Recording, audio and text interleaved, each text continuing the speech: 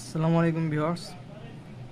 হঠাৎ করে যদি দেখেন আপনাদের ফেসবুকের আপনাদের যে ফেসবুক পেজগুলো ছিল, হঠাৎই সে পেজগুলো একটিও পেজ দেখাচ্ছে না। সে পেজগুলো কোথায় কিভাবে আছে এবং কিভাবে সেগুলোকে আবারও আপনারা আপনাদের ফোন থেকে দেখতে পাবেন, সেটি আজকে আমি আপনাদেরকে দেখাবো। তো আপনারা আপনাদের ফোন থেকে যে কোনো একটি ব্রাউজারে চলে যাবেন। ব্রাউজারে যে facebook.com লিখে সেখানে লগ ইন করবেন। লগ ইন করার পরে আপনারা আপনাদের ফেসবুকটি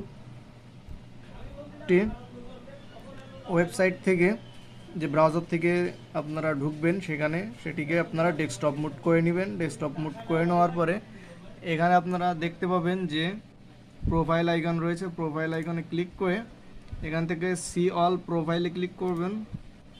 তারপরে এখান থেকে সি অল পেজে ক্লিক করে দেবেন। তাহলে দেখবেন যে আপনার কয়টি পেজ ডিঅ্যাক্টিভ আছে সেগুলোকে আপনারা এখানে দেখতে পাবেন এবং এখান থেকে আপনারা একটি একটি করে সেগুলোকে অ্যাক্টিভ করে নেবেন। এভাবে অ্যাক্টিভ করে নেবেন। যে কয়টি পেজ আপনাদের থাকুক না কেন আপনারা এখানে দেখতে পাবেন এবং সেগুলোকে আপনারা এখান থেকে অ্যাক্টিভ করে নেবেন। এখান থেকে সেগুলো আপনারা এভাবে অ্যাক্টিভ করে নেবেন। তো ধন্যবাদ সবাইকে।